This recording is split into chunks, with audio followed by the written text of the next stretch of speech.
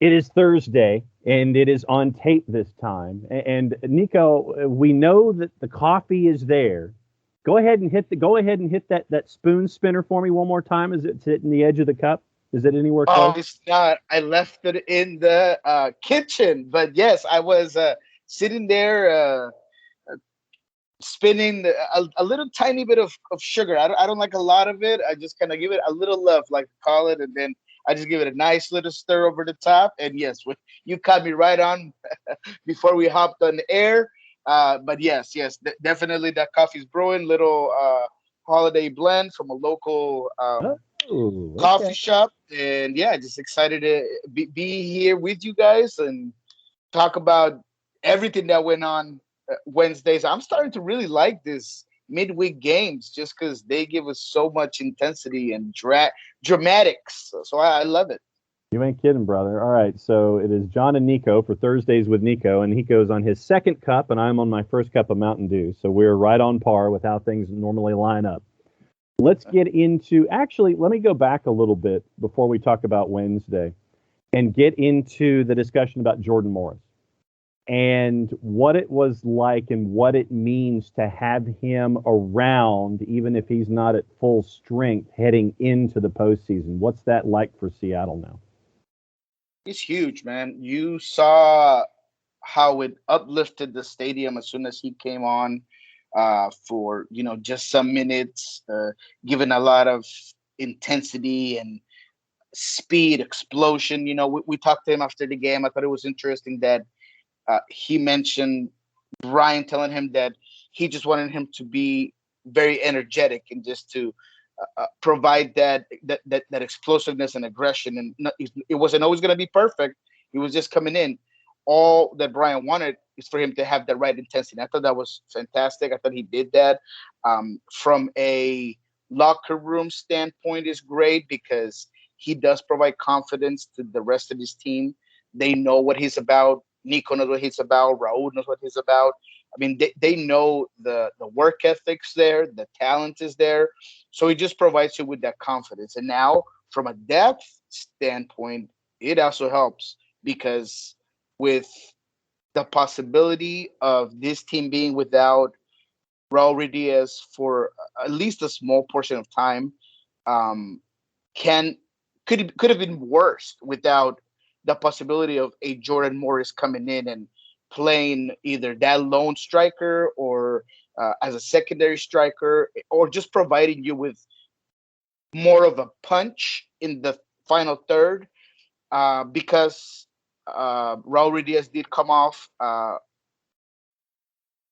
and Brian Smither mentioned that he just kind of felt his hamstring a little bit.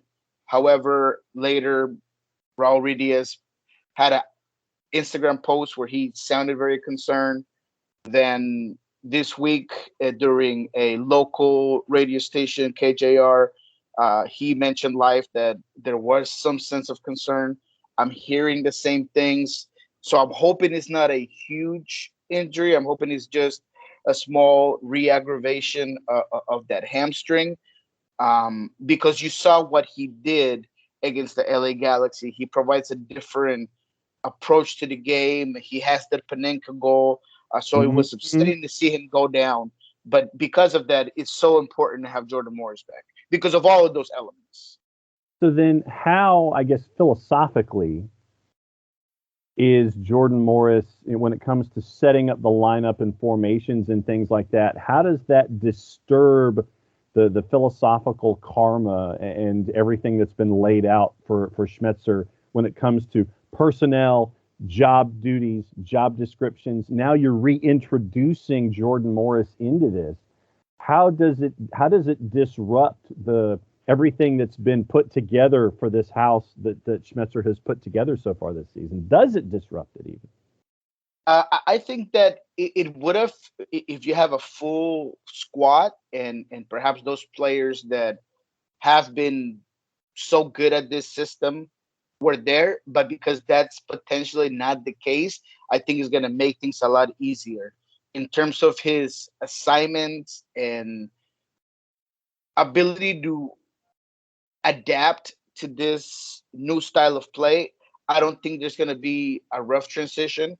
Initially, I thought there was, but seeing him come on and maybe do a lot of those things that Raul was doing, and maybe he's been watching a lot of tape, but I thought that he can replicate some of those things. So because he's coming in to substitute another important key component, then I don't think it's going to disrupt it as much. Uh, to your point, had all these players been available, then you are thinking, okay, where am I going to put Jordan Morris? Am I going to pair him up top with Raul Ruidiaz, and are they going to get in each other's spaces?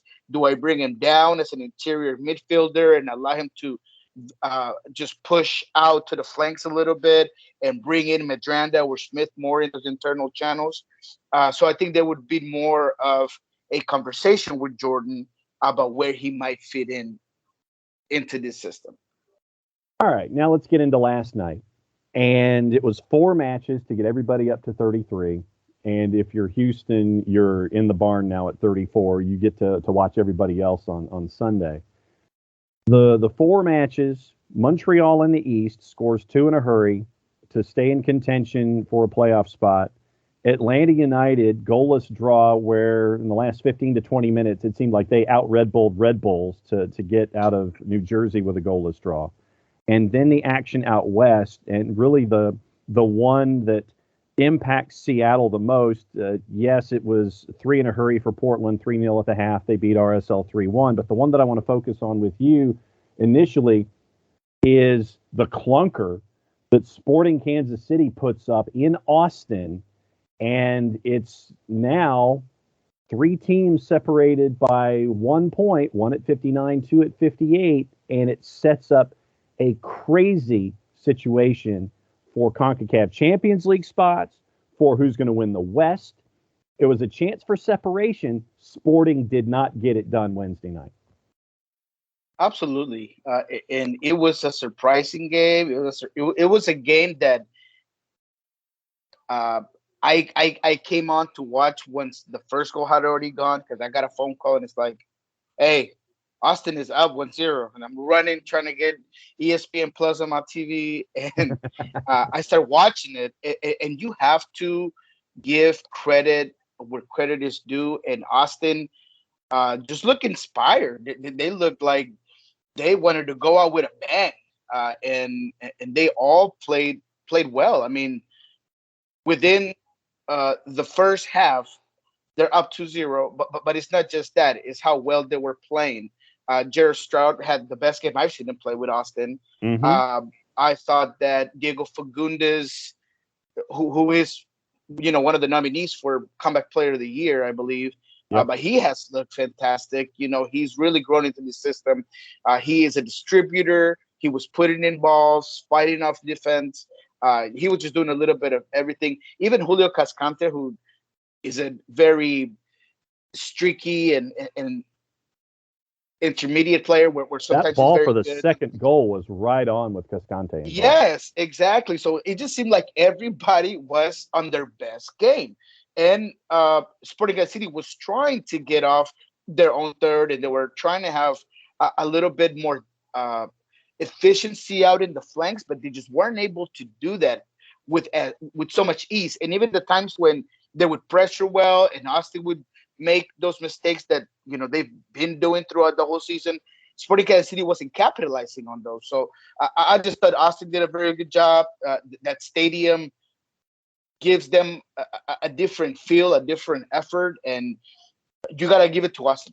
A 3-1 game that Austin deserved. Sporting Kansas City drops the ball, and Johnny Russell tried to get him back on. He's been fantastic in the second half of the season. I believe it's 10 games with at least a goal and an assist. Mm-hmm. He gets one yesterday, but he was contained for the majority of that game. So yeah, no, just fantastic game, and they do Seattle a great favor, because now with a draw or a win or a KC loss, they will be first in the West. And I think that I know that would be crucial for Seattle to get that bye week. Especially with everything that we have been discussing when it comes to injuries and such, and you look at the West, just so everyone has it all lined up for them as they have multiple devices ready for just after noon on Sunday your time, just after 3 o'clock out west. I mean, this you basically have with Portland's win. Portland is untouchable. They're the 4. That's the only piece of all of this that we really truly know because of how things are with the 1, the 2, and the 3, and how things are with Vancouver, LA Galaxy, Minnesota, LA, RSL. I mean, it is 2 groups that you're having to pay attention to here. I'll ask this in 2 separate forms. Above the 4, how do you see it finishing looking at the matchups on the weekend? Above the 4. So 1, 2, and 3. How do I think it's going to play out? Yeah. I think it's going to stay as is. Okay. I think it'll be Seattle. It'll be Sporting Kansas City. It'll be Colorado. I think that Seattle will very likely, I'm not going to say very likely, I think there's a good chance of a draw against Vancouver, a lot like there was with LAFC and Vancouver over the week. I think that Vancouver is a very compact team, and they are aware that they can be very elite when it comes to just working off the counters and the speed and Dahome and just kind of breaking out the flanks. I was surprised to not see Caicedo this week. I'm guessing he would start against Seattle. But I just think that they play very similar. It's going to be interesting who gets control of the ball, just like you were just talking about Red Bulls and Atlanta. In this one, I don't know who's going to have possession. I really don't. So I think it's going to be a very strategic, physical bout up north, and I think that you might get a draw out of this, and that should be enough for Seattle to get first in the West. So I expect everything to stay the same. I think Sporting Kansas City could also maybe be very strategic about who they place, knowing that there's a possibility to have no bye week. So maybe they will be very selective of who's in and how they're going to play this game. So I just see things just staying the way they are. And it's interesting, and we're talking about Colorado here, who has been one of the sneakiest threes that we've seen, and really a sneaky team all season long. I guess because they don't play in Denver, they play out in the suburbs. You have to grab a horse and buggy and a couple of different ways to get to Dick's Sporting Goods Park. It seems it's out. It's like, okay, do we want to go to the airport or do we want to go to Dick's? It's like literally you have to get to Commerce City. You've got to pack a lunch and a dinner at times, and I just don't think that they get the coverage that I think they deserve this season, considering everything that they've done. It's been one of the quietest chases for a top seed I think we've seen in some time. But Colorado could honestly end LAFC's season and a couple of other things involving LAFC. Honestly, if Colorado draws, LAFC is done. And we know that LAFC has to go for it. It could be a very interesting scenario with Colorado and LAFC as well. Yeah, no, I'm with you. I mean, that's going to be one of those games that you cannot miss, right? I mean, LAFC has, even when they draw, they're a very exciting team to watch, and they are relentless in their attack, and they're very true to their form. So it's going to be a great game when it comes to this Colorado game. I'm really not sure if Colorado has enough to outscore LAFC, but I think that they can withstand the pressure, wait for LAFC to give you some mistakes, because they do have those in the back, and you saw it against Vancouver. I thought Vancouver could have had more than the goal they got. Yep.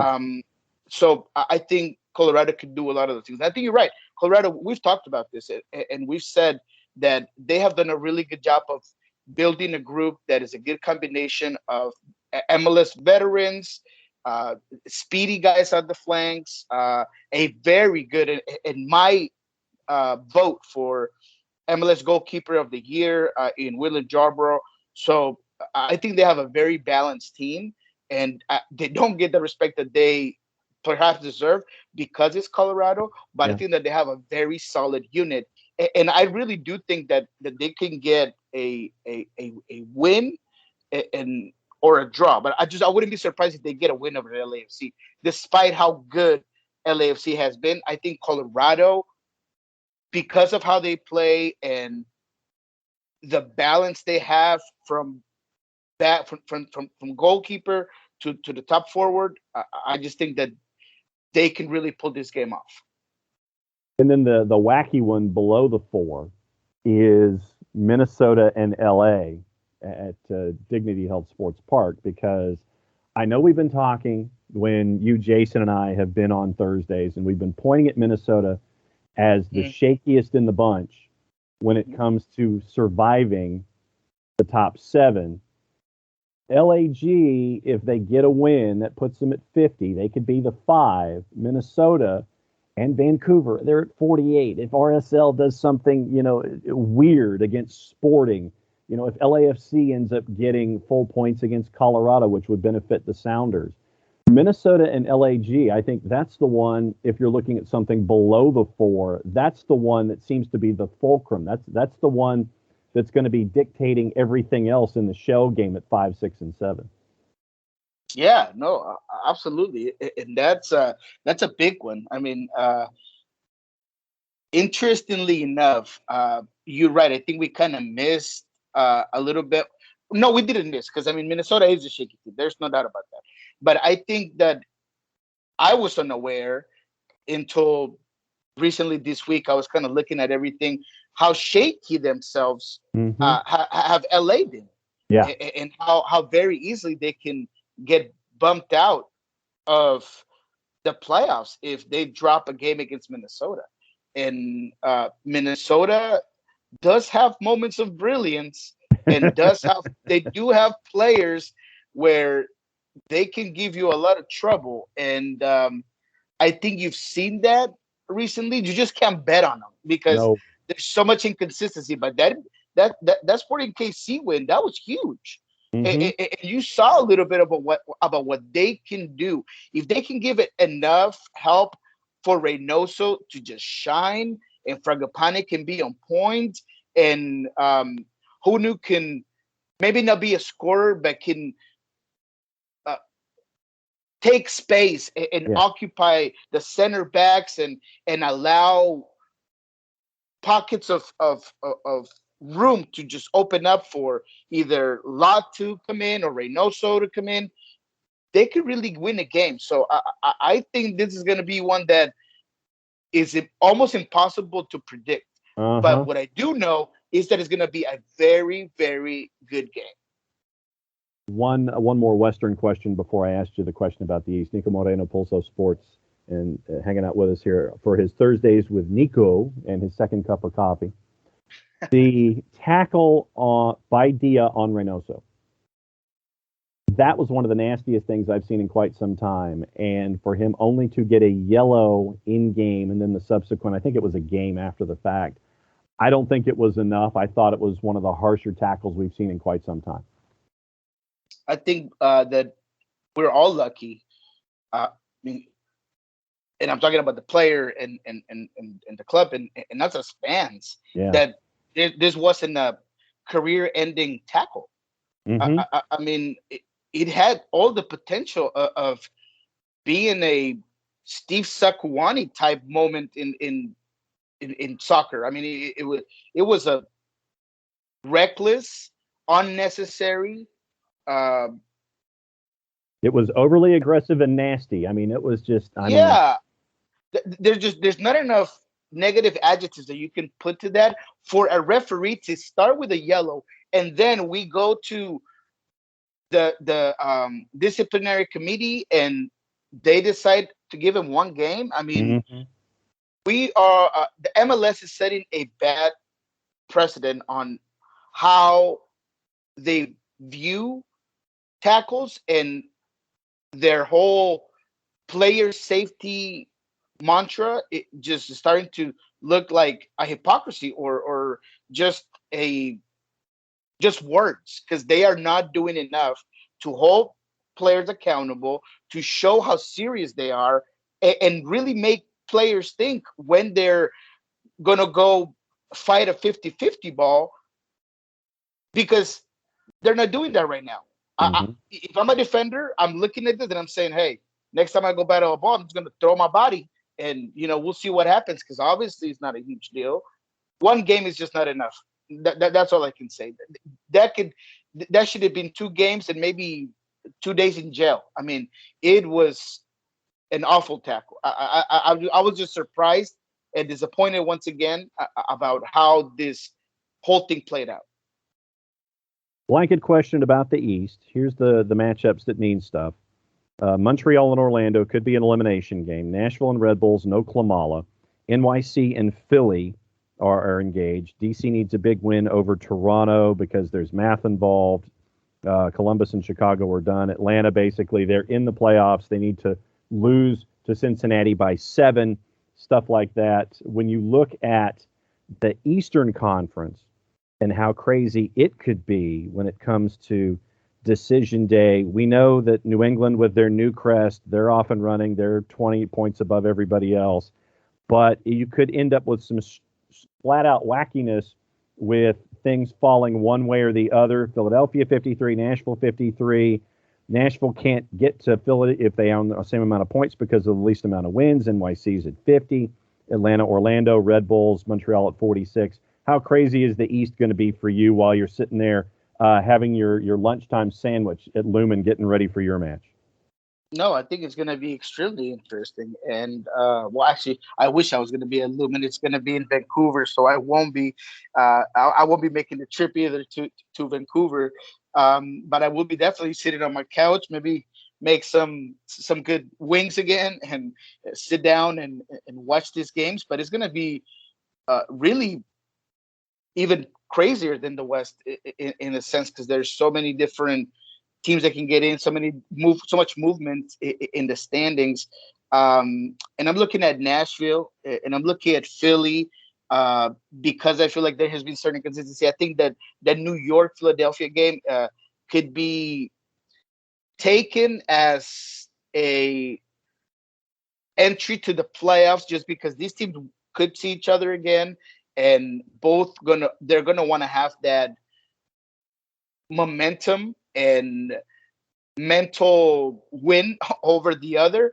So it's going to be a really game. I think New York City has really found themselves again. They've had the talent. They've been streaky. They have sometimes perhaps played with no cohesion in the midfield, but he has looked really well lately. I get it. It's Miami, whatever. But I thought that 3-1 win was a very good one. Santiago Rodriguez got a start, showing a little bit of that depth. Tati Castellanos, as much as people tend to discredit him because of the shots he takes, and I know that he doesn't always make the best decision, but I think he's a fantastic forward, one of the best in MLS. He is running for Golden Boot. He's just been fantastic. Maxi Morales has turned that chip, that playoff or that end of the season, and he looked really good. So I think that New York City going into this one is going to just give you everything they got. So a lot to watch for. DC United is another interesting, like you said, there's a lot of math involved, and we'll see where that lands. But they're a team that me, you, and I believe Jason never really believed in. No, yeah. So, so the fact that Red Bulls are in, it's no surprise. So yeah, I'm just gonna be really looking at how everything plays out. Even Orlando, they're another team that you kind of want to see more of. And that Montreal They game raised the is going to be people's interesting. eyebrow for me more than anybody. Yeah, no, and you're absolutely right, 100%. And we'll see what I mean. They are what Montreal is what at 46, and Orlando 48. So we'll see how that plays out. A win can really switch that off, right? Mm-hmm. Yeah, and we get into that whole math thing. Yeah, and in Montreal, I thought this week they weren't great. They weren't fantastic, but they were able to absorb pressure. And the 2-0 score against Houston is not telling of how even that game was. I mean, Montreal was able to put two goals out of two set pieces, and boom, they get the win. But I thought that Houston really put him under pressure at times, and I want to see how that works with Orlando, um, because Orlando is a team that if things don't go their way early, they tend to make mistakes Mm-hmm. and get away from what works right. So if Montreal can do that, frustrate them, and all of a sudden a set piece get themselves ahead, I don't know if Orlando has the mental strength on the field to pull off the result. So I think it's going to be a very good game. It's going to be strategic. One of the best coaches that I've ever been able to talk to is Oscar Pereira. All my Mm-hmm. respect to him, but his players on the field have shown me that they can have meltdowns. So I'm just excited to watch the game. But that Montreal Orlando game is going to be huge as well in the East. So there's just so many big games in the East that I just want to watch them all. I just won't be able to. Well, then we're going to give you an early start so you can get everything all squared up with all your favorite devices so you can get ready for those 12:30 kicks in the East and your 3:45s, your 12:45s out west. Niko, my friend, great to hang out with you as always for Thursdays with Niko and your second cup of coffee. We'll be catching up with you next week, and we will know what the playoffs look like. Thanks for hanging out with us here on SDH. Not a problem, my friend. Always happy to be with y'all. I will go out with a shout out here, guys, because I have to. Huge congratulations to Sounders defender and nominee for MLS Defender of the Year, Yemer Gomez Andrade. He has been working his whole career to get a call up for the Colombia national team, which is no easy task. Looking at the talents, Jerry Mina, Davidson Sanchez, all Lukumi, all these European players, the fact that he's getting a call up after playing his whole career in Argentina, Rosario Central, Independiente. I mean, the fact that he's getting that call up now is huge. Huge for him, big for MLS as well. Love that they're bringing in so much talent from Major League Soccer. So just a huge congratulations, well deserved. He leads the league in clearances, in interceptions. He's just such a good player, work ethic wise, and just on the field. So huge congratulations to him. And I'll leave it at that, John.